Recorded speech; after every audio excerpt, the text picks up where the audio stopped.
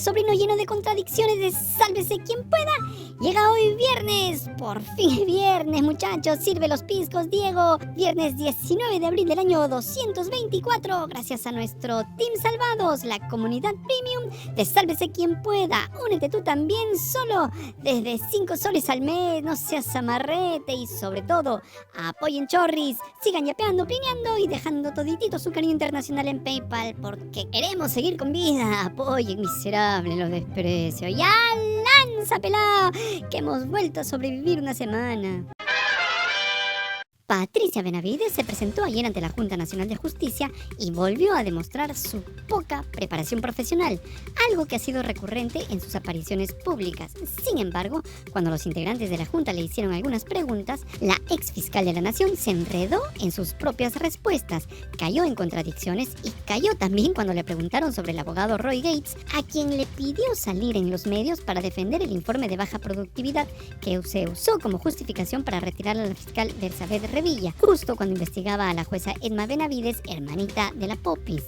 Cuando le preguntaron si tenía conocimiento de cuáles eran las investigaciones que tenía a su cargo la fiscal Revilla, Patricia Benavides dijo que no.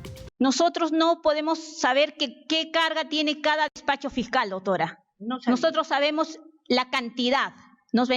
Son medidas por la cantidad, por eso se mide la productividad de cada fiscal o cada despacho fiscal.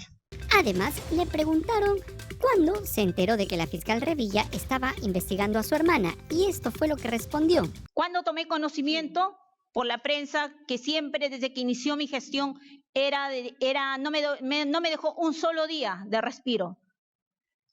Todos los días era de informar que por el tema de haber sacado a la doctora Revilla. Por la prensa.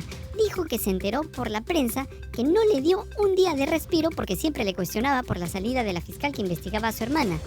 Estás tomando nota, ¿no? Ya. Luego le preguntaron si cuando removió a la fiscal Revilla, ella sabía que dicha fiscal investigaba a su hermana. Atentos con la repregunta de la magistrada María Zavala. Sí, cuando fui nombrada como fiscal suprema, una de las preguntas que me hicieron en mi entrevista personal fue si yo, estando en el cargo, podría haber alguna interferencia en los procesos, de lo cual, y lo digo y lo ratifico, jamás interferiría en ninguna investigación de ningún familiar, ni de ningún amigo, ni de nadie, porque siempre respeto mi vocación de servicio y siempre diré que se haga justicia como debe hacerse. Ese siempre ha sido mi lema, doctora. Finalmente, ¿por qué no esperó que la doctora Revilla concluyera la investigación en el proceso de su hermana para así ratificar lo que nos dijo en esta sede? Doctora, yo era la líder de una institución que lo único que quería era que haya justicia y que sea una justicia más célere. Bueno, hasta aquí se pudieron notar las primeras contradicciones / mentiras de Patricia Benavides. Dijo que al asumir la Fiscalía de la Nación no conocía cuáles eran las investigaciones que tenía a su cargo la fiscal Bersabet Revilla. Esto se contradice con lo revelado por la propia fiscal, quien en el año 2022 le dijo en una entrevista a IDL Reporteros que a fines del año 2019 la fiscal Patricia Benavides llegó a su despacho en el 8º piso del Ministerio Público para decirle que su hermana Edma era inocente de la denuncia por supuestamente recibir sobornos a cambio de liberar narcos. Revilla le respondió en ese momento que su obligación era investigar la denuncia. En el 2019, cuando ocurrió ese encuentro, Benavides no era fiscal de la Nación. Ese cargo lo asumió recién en junio de 2022, o sea, 3 años antes, ella ya sabía que el caso de su hermana era investigado por Revilla. Pero no solo eso, la destituida fiscal suprema Zoraida Ábalos también contó que en el año 2021, cuando ella era fiscal de la Nación, Benavides llegó a su despacho para decirle que la fiscal Revilla tenía algo en contra de su hermana y hasta le pidió que el caso sea visto por ella, aduciendo que era una persona honesta y que actuaría de acuerdo a ley. Su pedido, como se sabe, no fue aceptado por Zoraida Ábalos. Por eso, cuando Patricia Benavides fue fiscal de la Nación, canjeó con el Congreso a través de su asesor Jaime Villanueva los votos para la destitución de Ábalos. ¿Y cómo es eso de que se enteró por la prensa de que la fiscal Revilla investigaba a su hermana? Con lo que acabamos de explicar, eso también queda descartado, o mejor dicho, queda claro que Benavides mintió. Y además, tampoco es verdad que desde el primer día como fiscal de la Nación, la prensa no la dejó respirar por el caso de la fiscal Revilla. Benavides juró como fiscal de la Nación el 30 de junio de 2022 y menos de un mes después, el 26 de julio, emitió la resolución sacando a Revilla de la segunda fiscalía especializada en corrupción de funcionarios. O sea, primero dijo que no sabía qué investigaciones estaban a cargo de Bersaber Revilla, luego dijo que se enteró por la prensa que dicha fiscal investigaba a su hermana y por último recordó que cuando fue entrevistada para ser fiscal suprema le preguntaron sobre los casos de sus hermanas que estaban siendo investigadas y ella respondió que jamás interferiría en ninguna investigación de un familiar o amigo. Lo que sí no hemos llegado a descifrar es qué quiso decir Benavides con informes de productividad. Entonces, ¿cómo podía lograr si, de acuerdo a los informes de productividad, señalaban que no llegaban ni al 50%? Seguramente fue un lapsus, pero se refería al informe de productividad que, según testimonio de Jaime Villanueva, fue elaborado expresamente para sacar a Revilla y que no se ajustaba a la realidad. Según una evaluación interna del Ministerio Público al que tuvo acceso IDL Reporteros, la fiscal Bersaber Revilla pudo resolver 89% de los casos asignados a su despacho en los años 2019 y 2020, mientras que en el 2021 el porcentaje de casos resueltos fue de 87%. Incluso la ponente de la Junta Nacional de Justicia, Inés Tello, hizo mención en su informe a lo señalado por el personal del despacho de Revilla, que aseguró que sí tenían un alto nivel de productividad. A propósito de ese informe usado para sacar a Revilla, ayer le preguntaron a Benavides cuáles son los criterios para la evaluación de la productividad de los despachos fiscales. La respuesta fue un mar de generalidades donde se ahogaron los titubeos de la fiscal investigada. Entonces, el objetivo era que cada fiscal supere el 50% de productividad para así tener mejorar la imagen del Ministerio Público y tener un mayor acercamiento hacia la población. Sí, pero sería muy ilustrativo para nosotros y para también la población, sepa cuáles son esos criterios, ¿no?, que se consideran para la evaluación de la productividad, en este caso, en los despachos de los fiscales supremos. Los ítems son casi idénticos en todos los despachos, doctora. Son ítems de índices fijados, por ejemplo, disposiciones de archivo, disposiciones de formalizaciones, en las investigaciones preliminares, si concluyó una, ese es como un punto, un porcentaje. Luego en las investigaciones preparatorias, si esta fue sobreseída, fue archivada, son varios puntos que hay que tomar en cuenta de acuerdo a lo que maneja cada despacho fiscal.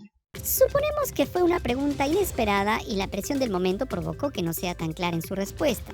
Siguiendo con las preguntas que le hicieron los integrantes de la Junta, Marco Tulio Falconi le preguntó si cuando removió a la fiscal Revilla no consideró que podría existir un conflicto de intereses o un dilema ético, teniendo en cuenta que se trataba de la magistrada que investigaba a su hermana. Esta fue la respuesta de Benavides. Por supuesto que no, doctor Falconi, porque esa investigación está a cargo de un despacho fiscal. Un despacho fiscal en la cual ya la etapa en la cual se encontraba la investigación contra mi hermana era una etapa de una investigación preparatoria, que ya no depende de una decisión fiscal, sino de una decisión judicial, conforme ya sucedió que está intervenido el juez Checle y ha determinado que esta investigación se amplíe. Es decir, Benavides asegura que cuando removió a la fiscal Revilla, la investigación contra su hermana estaba en etapa preparatoria y que ya no dependía de una decisión fiscal, sino de una decisión judicial. Pero lo que no dice Patricia Benavides es que el fiscal Uriel Terán, colocado por ella en reemplazo de Revilla, le pidió al Poder Judicial archivar el caso de Emma Benavides. Tras la salida de Benavides de la Fiscalía de la Nación, Uriel Terán fue separado y el juez supremo Juan Carlos Checle dispuso la ampliación de las investigaciones fiscales en contra de Emma Benavides. Otro integrante de la Junta, el magistrado Aldo Vázquez, le preguntó a Benavides si alguna vez como fiscal de la Nación se había reunido con el abogado Roy Gates para que aparezca en medios de comunicación sobre el caso de su hermana Irma Benavides, hecho revelado por Jaime Villanueva y confirmado por el propio Roy Gates ante la fiscal suprema Delia Espinosa. Por supuesto, Benavides se negó a responder la pregunta. Esa es materia de investigación y por la reserva de la investigación penal, no sé si es prudente la respuesta y que sea en público, doctor. No quiso responder, pero como te decíamos hace un momento, no es solo el dicho de Villanueva. El mismo Roy Gates admitió en la fiscalía que sí se reunió con Benavides en el estudio del abogado José Luis Aullón, señalado como asesor en las sombras de Benavides, donde los asesores de la entonces fiscal de la Nación le entregaron una ayuda a memoria del caso Irma Benavides y le dijeron que coordinarían entrevistas en televisión. Al día siguiente, Roy Gates apareció en Canal N y en RPP dando su opinión como experto a favor de la inocencia de la hermana de Patricia Benavides y defendiendo el informe de productividad usado para remover a la fiscal Revilla. Y aunque la ex fiscal de la Nación no quiso responder esa pregunta, quien sí lo hizo fue su abogado Jorgito, quien se inmoló y dijo que era falso que su defendida se haya reunido con el abogado Roy Gates y que por supuesto todo era culpa de Gustavo Gorriti. En fin, según informó el diario La República, tras la presentación de Benavides, el magistrado de la Junta Nacional de Justicia, Guillermo Thornberry, amigo del exministro aprista Hernán Garrido Leca, señalado como otro asesor en las sombras de Benavides, solicitó al presidente de la Junta inhibirse de votar en el proceso contra Patricia Benavides. La Junta daría a conocer en los próximos días su decisión sobre el futuro de la exfiscal de la Nación, para quien se ha solicitado destitución. Para que esta recomendación se apruebe, se necesita mayoría simple, es decir, el voto a favor de 4 de los 7 integrantes de la Junta. Cabe recordar que Inés Tello está impedida de votar por haber sido la ponente del caso contra Patricia Benavides. A propósito de todo esto, ayer, coincidentemente, el presidente del Congreso, Alejandro Soto, presentó la demanda competencial ante el Tribunal Constitucional con el objetivo de anular la medida cautelar que restituyó en sus cargos a los magistrados de la Junta Nacional de Justicia, Inés Tello y Aldo Vázquez. Además de la demanda competencial, Soto también solicitó una medida cautelar a sus amigotes o empleados del TC para inhabilitar a Tello y a Vázquez mientras resuelven la demanda competencial. El pedido del Congreso se basa en una resolución del TC de febrero del año pasado que estableció que las decisiones parlamentarias no están sujetas a control judicial. Pero lo que no toma en cuenta este mamarracho de Parlamento es que el tribunal también señaló que el control judicial sí aplica cuando el Congreso vulnera los derechos fundamentales de las personas. Y eso es lo que ha ocurrido con los magistrados que ellos inhabilitaron inventándose una infracción constitucional. En resumen, este adefesio de Congreso busca que el Tribunal Constitucional nombrado por ellos invalide la restitución de los magistrados de la Junta Nacional de Justicia y los inhabilite hasta que se resuelva el conflicto, argumentando que el Poder Judicial habría intervenido en sus funciones y no habría acatado la sentencia del TC. Bueno, y como es viernes y no queremos seguir trasnochando, tenemos la última noticia. La Fiscalía de la Nación inició una investigación preliminar contra el congresista Darwin Espinosa de Acción Popular por presunto peculado de uso. Esta medida surge luego de que la Procuraduría General del Estado solicitara al titular del Ministerio Público, Juan Carlos Villena, que se investigue a Espinosa por el uso de recursos públicos y personal del Congreso para inscribir a su agrupación política Adelante Ancash. Se estima que de confirmarse las acusaciones, Espinosa podría enfrentar una pena de entre 2 y 12 años de prisión efectiva. Pero claro, llegado el momento dependerá de si el Congreso acepta o no que Darwin Espinosa sea investigado por la Fiscalía por su condición de aforado. Recordemos que hace poco la Subcomisión de Acusaciones Constitucionales blindó al ex congresista fujimorista Héctor Becerril y archivó la denuncia en su contra. En tanto, la cantina del Congreso, conocida también como la Comisión de Ética, aprobó hacer la finta para investigar a Darwin Espinosa. Ya sabemos cómo terminará todo eso. ¡Listo! ¡Nos vamos! Si te gustó este malintencionado pero entusiasmado programete que siempre cumple con lo que promete, dale like, comparte el video miserable, suscríbete al canal, tócanos la campanita para ser cómplices y sobre todo sigue yapeando y plineando, que es lo único que nos mantiene con vida. ¡Ya, pelao! Llévate esta basura de programa y edita rápido, miserable. Buen fin de semana.